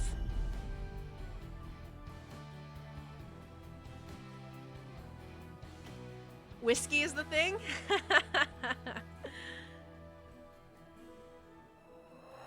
I mean, I guess it probably would work. Maybe not the best thing for it, but I'm sure that it temporarily will make everything feel great. Cassia gonna be that last ban in the first ban phase here for Phoenix Rising Diamond, and then first pick now going over to Running Wild. Let's see what they're gonna prioritize here. We saw Sylvanas is still up. Here we go again. Oh, it's gonna be the Chromie. I like it. Okay. We saw Sylvanas in game number 1, played by Karu here, and she can be pretty decent on Braxis, being able to help shut down the forts and push with Zerg waves, as well as taking camps as, on this map. You know, both lanes are going to have camps pressuring it. If you want it, you could do something like talent into Merc Queen and try to get some real good early game siege pressure in the lanes with that. Is worth fighting No for. surprise here. We saw Rexar in game number 1. They're going to go ahead and lock that for the off lane, pairing it with the Mei. Again, we saw them play Mei Rexar in game number 1. So I'm interested to see if Phoenix Rising Diamond can make this work for them on Braxis. Very, you know, interesting. We're going to Braxis too as well, because we saw Dragonshire where you have to cap bottom and top points. Same kind of idea on Braxis holdout. And so far the comps are kind of almost playing out similar as well. I do like Mei on this map though, because her Blizzard basically can be dropped down on the entire control point, but the same thing happened on Dragonshire. Her Blizzard could basically be dropped down on the entire shrine there, and it didn't quite work out for them that time. So let's see what adjustments they're going to do to their drafts and bans here and calls, and maybe it works a bit better for them on Braxis.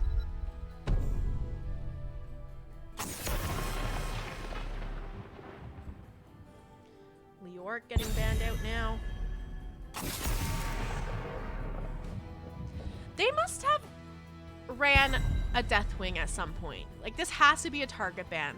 We've seen it twice now when they could have been banning out a Stukov, which seems to be the go-to healer for Phoenix Rising Diamond.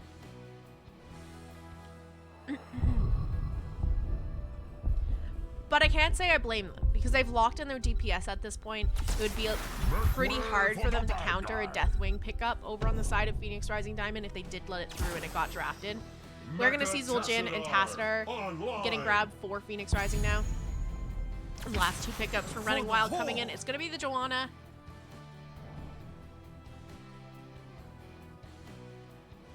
It's going to be the off lane. We're going to see Kataside on Sonya once again. He managed to hold his own into Rexar on Dragonshire with the Sonya.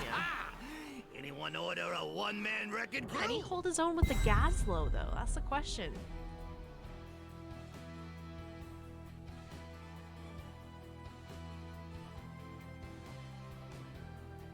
Your mom's a nurse. She always said cough syrup and lozenges were a scam. Want to help your throat? Whiskey? Your mom sounds like a fun lady, yeah? That's funny. Jojo. Jojo, Jojo. So All right, it there's the Deckard begins. rounding out the draft of Phoenix Rising Diamond for game number 3 of this series. Whoever takes this one will be the winner. Is it going to be Phoenix Rising Diamond or is it Running Wild? Going to take this last one. Phoenix Rising Diamond looking for that reverse sweep. Cheering for them. Get those R sweeps in chat. If you don't have the TTV emotes enabled, get on it.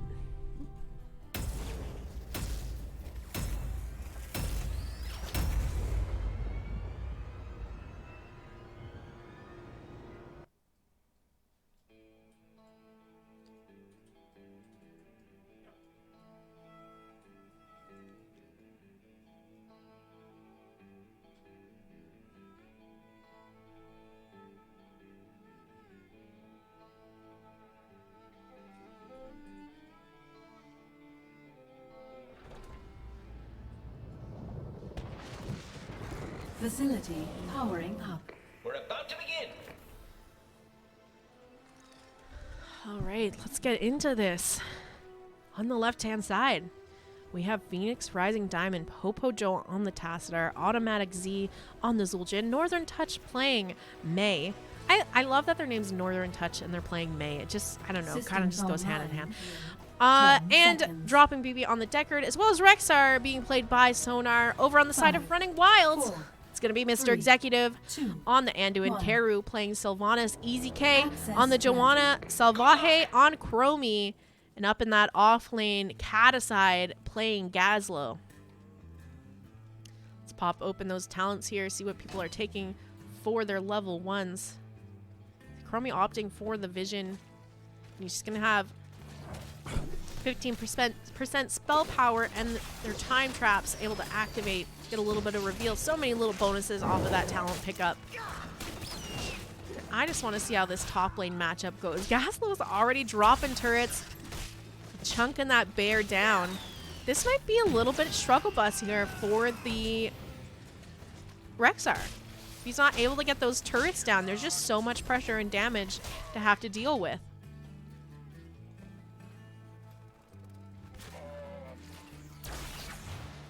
Let's take a look down here, see what's going on. Tassadar looking at that level 1 talent, taking static charge there, looking to stack that up. Beacons coming up in 30 seconds. And look at the camps. Invade coming out already over onto the Bruiser camp of Running Wild. 1 minute into the game, and they're going for the invades already. EasyK getting back onto this camp. The rest of the members looking a little bit scared to step up here. Goes in for the condemn, but is getting caught out a little bit. Unstoppable coming out from Executive, but Joanna is going to go down. The beacons have activated. Control them. Please let this work. They are going to get the invade here.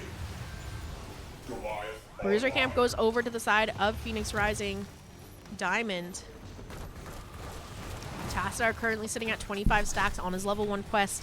Sylvanas around to help clear this up, but for now, this bottom point being held by PRD. Let's take a look at top lane. Caticide managing to hold out up there, but health bar getting quite low, is going to have to back up to tap. Misha going onto the point here to chunk some of those turrets down and secure the top objective for PRD, starting the channel here on their first Zerg wave of the game. Look at this pressure down here. Zul'jin stepping up. Whew. Getting a bit chunked there from tower damage and Chromie poke. Needs to be a bit careful here, but the Deckard potions are out for Zul'jin to walk through. Easy K walking into this bush. Blind goes out onto the Zul'jin. Big condemn. The ice wall and force wall, or sorry, the blizzard and force wall being dropped there. They're going to get a pick onto Anduin. Salvaje backing up, out of mana. Sylvanas heading top. You need to be a little bit more careful. Down there, Sylvanas, and they're positioning very far forward in the lane over on the side of Running Wild.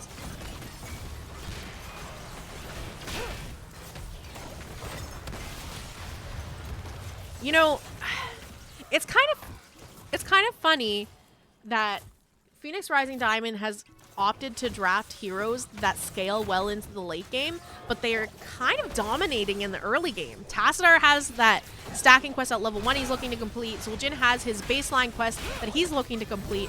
But regardless of that, they're not too far into those questing talents and baseline quests. They're doing pretty well already.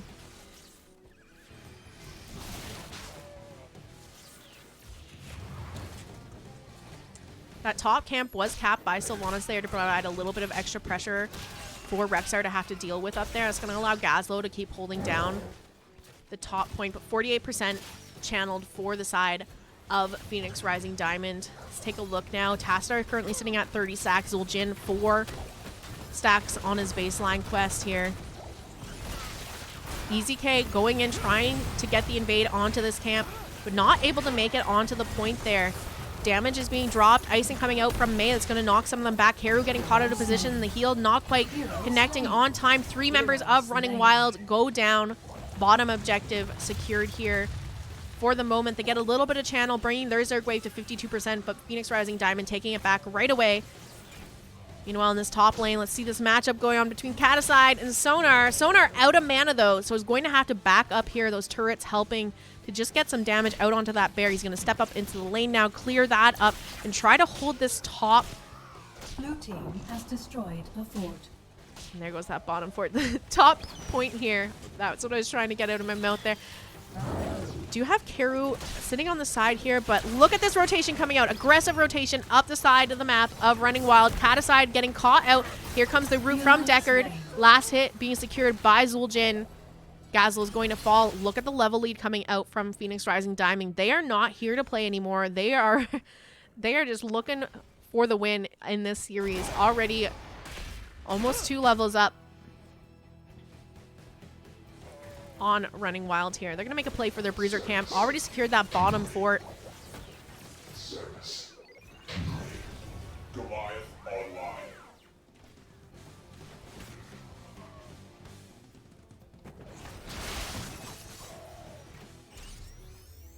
And there we go. The channel back up for them as well. 70% and climbing. Running Wild sitting with a 52% Zerg wave right now. Has to worry about cleaning up that top Bruiser camp. And they are just looking to run it down top like they did bottom here.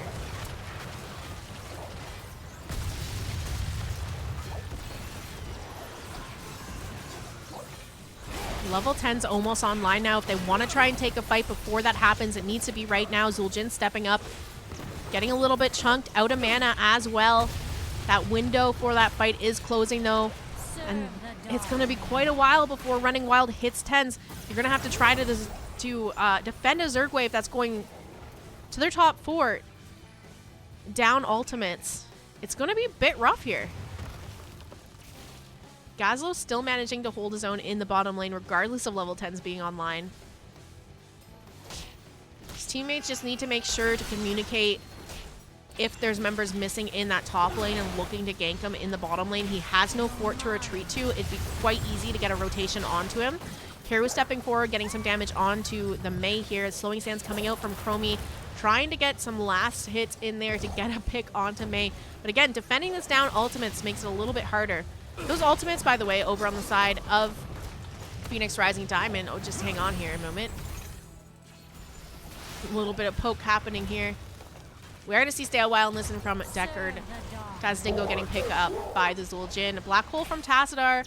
Boar's getting picked up by the Rexar. And Avalanche from Mei. There is a pickup on the siege camp over here. Invading the siege camp of Running Wild. Still down ultimates, and they're running in here regardless. Black Hole comes out. Slowing Sands is dropped as well. And there's the Avalanche. EZK is in the back line, but he has no one to follow up anything he's doing, and the members of Running Wild getting quite low. Northern Touch on the chase here. That's some scary plays happening there. Meanwhile, a little bit of 1v1ing going on down here. This Gazlo is doing quite a great job of continuing to contest this point for his team. Trying to struggle bust them, get them to level 10 before the Zerg wave hits, but this top fort looks like it's in some trouble. There's the channel back over now to Phoenix Rising Diamond. To my side. Looking to finish off the Zerg wave, 96%. 100, there we go. First Zerg wave of the game, and Gazlo getting picked off in the bottom lane. You see Deckard rotating down there to help out. Rexar having to back up out of mana now. Needs thinking about her thing, but that wave's crashing here. Meanwhile, in the top lane, setting up for the defense up there is Running Wild, about to have their level 10s online. I think once they have that, these fights will be a little bit different. There's a couple targets over on the side of Phoenix Rising Diamond, having that Blessed Shield, Condemn follow-up. Damage from Chromie. with even that Wailing Arrow will really help to allow them to secure kills onto Zul'jin or Tassadar or Deckard even.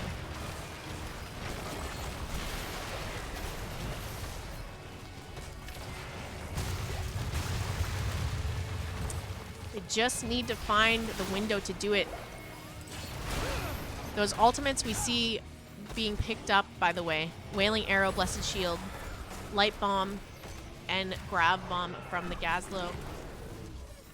So they have... Threat eliminated. You know, their comp really is, let's all push our R buttons at the same time and delete everyone with a staggered CC. You know, gut that Blessed Shield with the Light Bomb follow-up, with the Gazlo Grav Bomb follow-up, dump a Wailing Arrow on top of all of it, and watch everybody die. So, now that they have that online, they might be able to turn this game around a bit.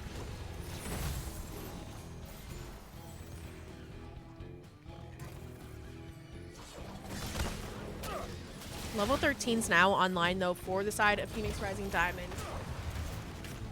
So they do need to be careful if they're going to walk in and contest this. They're fighting down a talent tier. EZK getting cut off. Trying to step onto this point, but the camp's already gone over to the side of Phoenix Rising Diamond. There's an avalanche out onto Joanna. Cataside getting caught out of position a bit here, looking to get out. The boards was dropped as well, but nobody gets picked off. They managed to stay alive.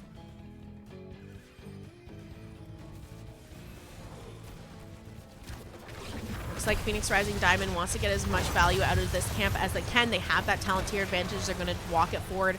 Look to get this keep wall down. The next Zerg wave for them will be spawning in the bottom lane, so if they can open up this bottom keep a bit, they'll get a bit more value out of it.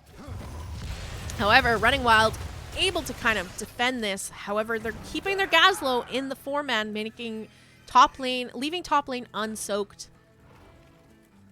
Looks like they're trying to catch something here. Mei is split off from the team. All the squishies on the left-hand side. This is their opportunity. Unstoppable pop by the Joanna. There's the grab bomb connecting onto Tassadar. Tazdingo, though, going off over here, trying to chase down Kara. Automatic Z, managing to survive through that. Nobody has fallen yet. Health bars are quite low on both sides. They just need to call a target and focus someone down. Tassadar gets killed here. We have Boars popped by the Rexar. Stun coming out from Misha onto Anduin. But Anduin able to walk away. Keru also looking to just back off after this fight. Gazlo, I don't know if you guys saw, but he snuck out over onto the side of Phoenix Rising Diamond after getting caught in the back line there. Managed to hearth and survive as well during all that fight. So really, that fight won by Running Wild with just the one pick going out onto the Tassadar. I would have liked them to possibly look to try and force a little something more, like an invade onto the Bruiser camp, knowing that that's the only thing to be doing on the map right now. But knowing where their health bars were, there maybe just wasn't enough time for them to get over there. They are going to secure that top point, though, and look for the engage now. A bit of damage being dumped onto Phoenix Rising Diamond, but Tassadar back up now, so this is a 5v5. Level 13's almost online for Running Wild to be fighting on equal talent tiers. Gazlo setting up turrets on this objective here to allow them to continue to secure top. It's okay if they want to give up this objective, though. They don't have to fight on it. Bottom's not capped by either team. We do have Boars going out there. There's the unstoppable pop by Joanna. Beautiful condemn into the grab bomb, but no damage follow-up. We see Caro up here on the top trying to get in, but there's just a little bit of a disconnect in these team fights by Running Wild. It feels like their damage just isn't quite able to follow up on the targets that their tank is eyeing, or maybe a bit of miscommunication happening on who the target is in general. Just not seeing the Wombo potential of their ultimates coming out quite yet in this game. We are going to see a boss play now by the side of Phoenix Rising Diamond. Top point capped by Rexar. Still no channel on the Zerg wave for either team here. And it looks like Running Wild knows exactly what's up, but they're not going to be able to make it in time. Gazlo dropping out a stun here. That lands onto Tassadar. Tassadar getting quite chunked here, but the slow coming out onto Chromie and the Sylvanas. They're actually going to get a pick onto Tassadar, though. Northern Touch also being left behind by his team. There's the Wailing Arrow, but it looks like they've given up on the chase here. Level 16's online for Phoenix Rising Diamond, and level 13's hit not too long ago for Running Wild. This is a tough game for them to turn around here. That boss is going through top lane. EZK holding on. He's going to be caught out of position here. He's going to have to pop that Iron Skin. Condemn comes out just to kind of try and keep them from chasing there. Sylvanas hanging around in that top keep to get that cleared up, but they need to be really careful going for this bottom objective. This is going to be a 5v5 in a moment. Tassadar is up. They could all just collapse on bottom since they know that point is being secured right now by Running Wild. Looks like Rexstar is coming back down to cap bottom. Tassadar not sure where he wants to go, is deciding to path through that top lane. This camp, though, being interrupted, and there's the combo. This is what I wanted to see from Running Wild. There we go. Tassadar goes down. They almost managed to get the kill onto Zul'jin as well. Sylvanas is trying to chase down the back line here as they go for this. They took that fight down a talent here. Rexstar wasn't quite there. They knew they could do it, and they went for it. They're going to take top back just in time. 96% Zerg wave already over in favor of Phoenix Rising Diamond, though. Meanwhile, Phoenix Rising Diamond making the call to do the siege camp. We have Gazlo securing this bottom point. Needs to be a bit careful, though, because the entire team is about to collapse on him. Maze icing getting interrupted just in time by the Gazlo stun. Rest of the members of Running Wild rotating down now to try and pick a fight before that Tassadar is up. Dropping Babies taking a ton of damage from the Chromie, eating all 3 hits of her Dragon's Breath here, and they're going to cap this bottom point for the time being, but Rexstar immediately heading up to that top lane, probably going to send his bear onto the point as he starts to clean up the siege camp that was capped by Running Wild. Running Wild's just looking for that 16 now at this point. Really difficult position for them to be in. However, if they can pull it off, they should have 16, at least for the defenses here. Their bruiser camp is up, but I imagine there's going to be a rotation here. They do manage to get it out, but EZK going in for this engage. I don't know that they should be doing this. They're down their level 16 talents, but he wants it anyway. He's going to pop the Condemn, the Iron Skin, walk away here. Cat aside a little bit out of position. Looks like he's potentially getting eyed by the Mei as the target to chase down. Phoenix Rising Diamond, if they want this fight. You don't want to hand them a fight down a talent here. So they need to be careful there. The Zerg wave was already going to be huge anyway for them. They were at like 96%, 98% regardless. So don't throw them a pre-level 16 fight if you're over on the side of Running Wild.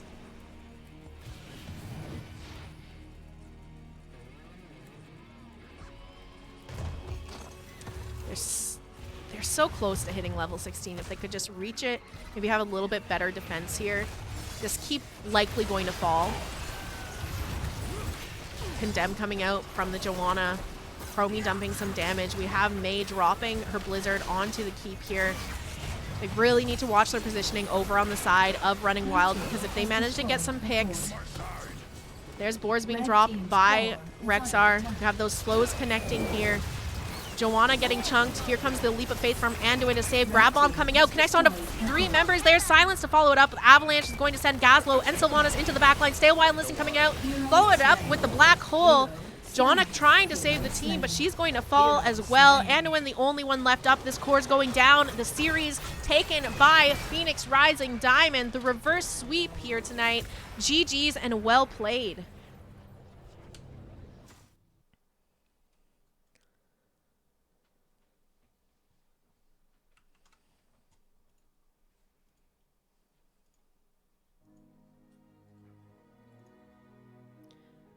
What a great series, though. Overall, pretty close games tonight.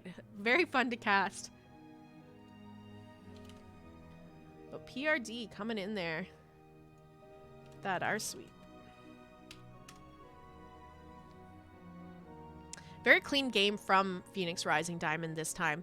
We saw a clean game from Running Wild earlier, and here's a clean game from Phoenix Rising Diamond. The only member going down here in that match was Tassadar. 12-3 in kills.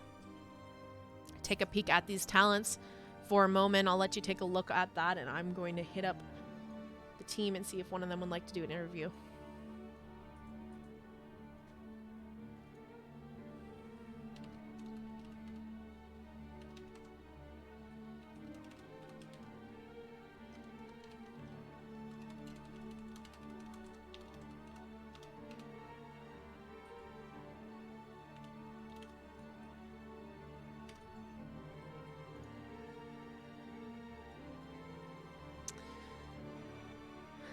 Oh, perfect. All right, guys, we have Dropping Babies in here from Phoenix Rising Diamond. We saw you on Decker tonight. Managed to sneak it in all 3 games. I know, my team really likes the old man. What can I say? Let's just talk a little bit first about your drafting strategy. Did you guys scout Running Wild before coming in? Did you have an idea of what they might be pulling out for their games? Absolutely. We have some power scouters, which sounds kind of weird when I say that, but we definitely have some very good scouting on our team. Northern Touch, our captain, creates a really good spreadsheet, links to VODs, and to their advantage and perhaps disadvantage, there's, I think, 4 streamers on that team. So, Yes. there's just heaps of VODs to go through. It was pretty clear for us what their picks were, but that's not to discredit them in any way. We certainly had to ban them because they're so powerful on those characters. Mm-hmm. Now, game number 1 started out a little bit rough for the series for you guys. When you get into a series and you lose that game 1, what kind of things do you say to your team to kind of get you in the right mind frame to turn it around? That's a good question, and I think this is one of the common pitfalls of any Heroes of the Storm team is recovering from a loss gracefully. Mm-hmm. And we spent a large part of this Heroes Lounge season focusing on mentality. And something I tell my team literally every match is, gentlemen, what are we here for? We're here to learn and we're here to grow, and we don't care about wins and losses. We care about, of course we want to win, but the most important thing is, are we learning? Mm-hmm. Are we growing as players? And are we becoming a more cohesive unit? And if we're achieving those, whether we win or we lose, that's all that matters. Another helpful thing is, just if someone, we just don't talk about things during a match that went wrong.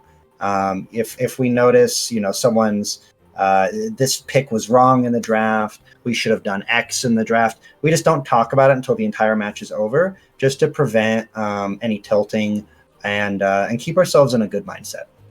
I love everything you're saying there. I completely agree. I've seen so many teams watching scrims and sitting in on and lurking and stuff. A lot of teams will start arguing in the draft, and you can't have that. It brings bad feelings into the game and it can start to tilt players. So I love that your team takes a loss that way.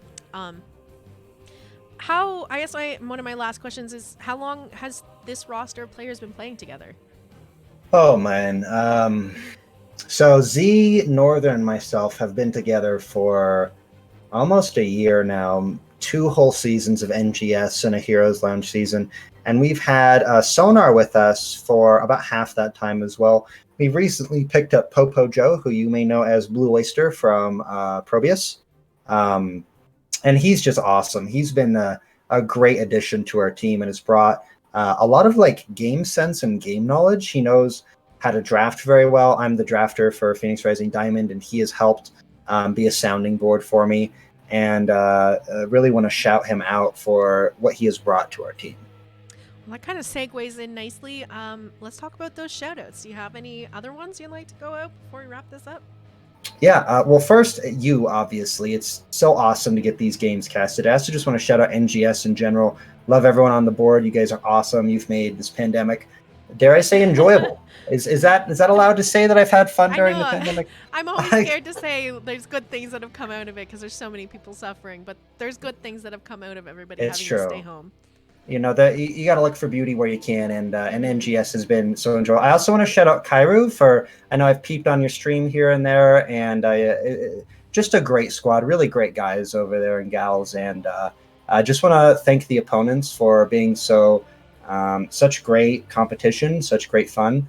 And last, I'm going to shout out Sonar, because on that Tomb game, he effing popped off on your well. Oh my goodness gracious. Last shout out is to Sonar. He's my man. All right. Well, I wish you the best of luck in the rest of your NGS season. I know we're just getting started, but I'm excited to see how everybody's teams grow and where they go from here. And hopefully I'll catch another cast sometime in the future. Thank you so much. Appreciate it. All right. Bye-bye. Bye-bye. All right, guys. Thanks for hanging around tonight. Popo, you're my pleasure. I'm going to look for somebody to host here in just a moment. Let me just take a look. But in the meantime, let's talk about what's going on for me. My next stream is going to be Saturday at 2:30 p.m. Pacific time if you want to catch that. My next NGS cast is going to be Monday at 8 p.m. Pacific time. I'll be casting Let me check. I'll be casting Bloodbath and Beyond versus Regen Divine on Monday at 8 p.m. Pacific if you want to catch that. Zero, thanks for the follow. Let's just see who is still streaming here. Give me a moment. We'll send you over to somebody that's casting some NGS stuff. Or maybe one of the players from this game if I see one of them live. Just give me a moment here. See which streams are actually still going.